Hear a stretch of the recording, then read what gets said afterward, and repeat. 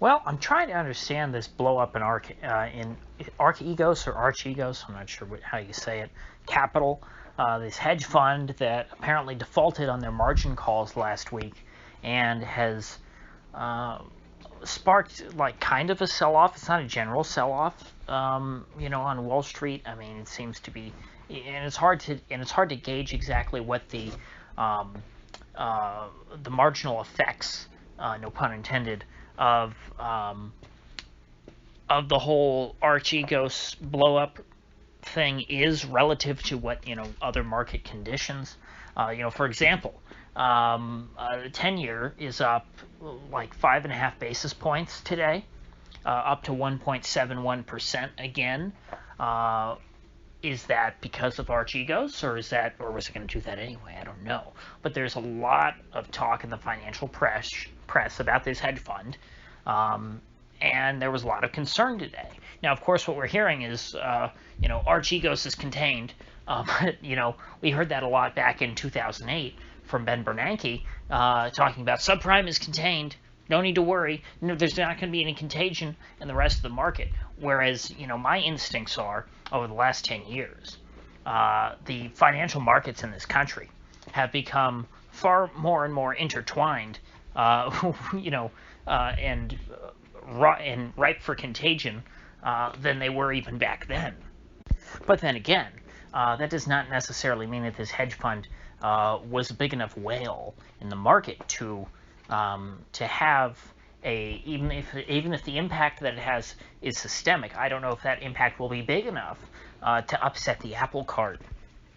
As of now, the ripple effects seem to be it seems to be affecting stocks that this hedge fund had big holdings in. And I guess I'll explain the whole situation in a second.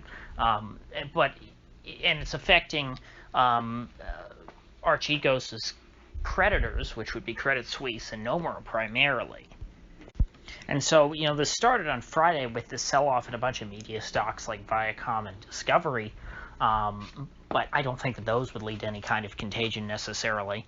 They don't have I don't think that those companies have a big enough market cap to make or break anybody. I don't think that that those stocks are necessarily systemically important, and that there's a bunch of funds and other financial institutions that have massive exposure to those few names.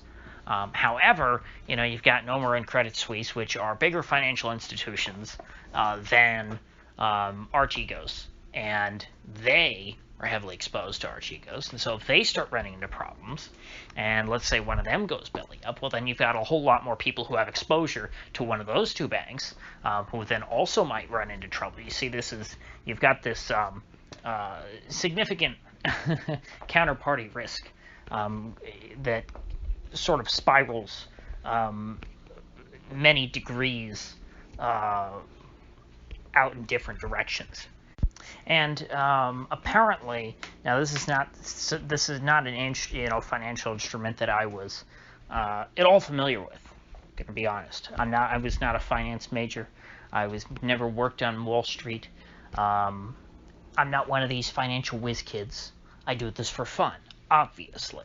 I talk about a lot of things on this channel, things that I find interesting, and this is one of them. And I learned about a new derivative today, and that was the contract. Those were contracts for differences, and what that means is that it kind of works like a futures contract for some asset, and all you're doing is essentially settling on in cash on either side. So in this case, the bank, let's say Nomura or Credit Suisse, was betting that a particular asset was going to go down, and Archegos was betting that it was going to go up. And so they made a contract with one another to pay whoever is correct the difference in price from wherever the price was when they made the contract to when it settles. So let's say that Viacom is at $5 a share. I don't know what Viacom was trading at, but let's just say they're trading at $5 a share.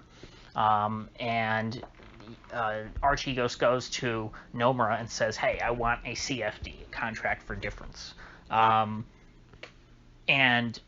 they write up the contract. Then when the contract settles, Viacom is worth $6 a share. Well, then Nomura has to pay $1 to Archegos, and that's how you make money on this kind of a trade. Now, if let's say the share price went from $5 to $4, well, then Archegos would have to pay $1 per share to Nomura. And since these are off book, we don't know what CFDs got Archegos into trouble. We don't know, what specific, what specific stocks or what even assets, I guess, could be things other than stocks, they were losing money on. But what ultimately happened is that at the end of when the CFD contracts, had to be settled, they were on the losing end of the trade, Archegos. And so those two banks, Credit Suisse and Nomura, independently came to Archegos and said, "Hey, you've got to pay us the difference now. Okay, you lost money on this trade. We need to get paid now." And Archegos didn't have any cash. They were just betting that they were going to win, and they didn't hedge. They had no, and they didn't have any money, cash, liquid, to pay these guys. And so what Nomura and Credit Suisse had to do was they went to Archegos and said, "Okay, well, you don't have cash. What assets do you have? We're going to sell them to get our cash." And so apparently, what assets they had on their balance sheet were these media stocks like Viacom and Discovery. But apparently, even whatever assets they had on their balance sheet were insufficient to meet their margin calls, and that is apparently why Nomura and Credit Suisse had to report that they lost billions and billions of dollars as a result of their relationship with Archegos. And so that's the story so far. And again, financial media might be 100% correct in saying, Archegos is contained. But then again, Mohammed Al-Arian said that, and he's one of the smarter guys that they let on CNBC. They don't really let many competent people onto that network, but he's one of them. And when he's on, if I happen to catch it, I'll turn up the volume, because he's worth hearing. But, that's far from a 100% assurance. That's his opinion, but I don't know what to think. I don't understand the situation well enough to know, because this is such an opaque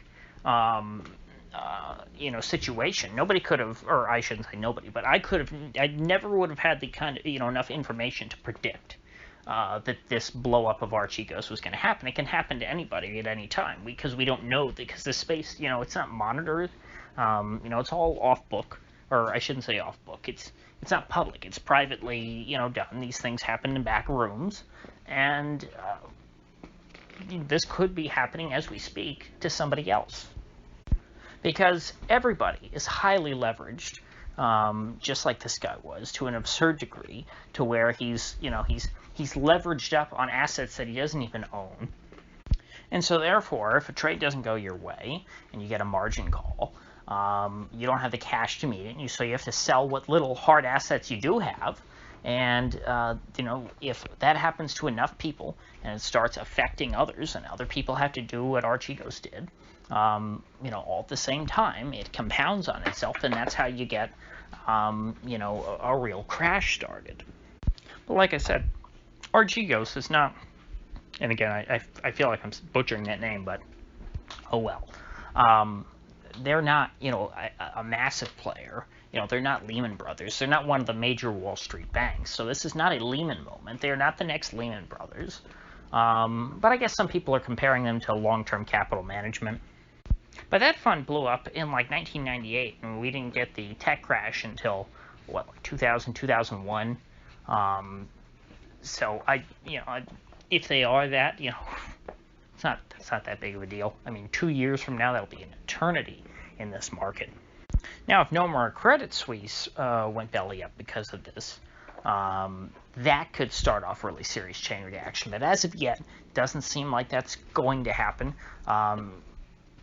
But again, I'm only discussing this not because because I don't have all the answers here. But I wanted to kind of start talking about it so that if this develops into something bigger down the road, and by down the road I mean later this week, if this continues to escalate, I kind of want to start that conversation so that I don't have to come in here and play catch up once it's already hit the fan. So I think I'll end it there for today.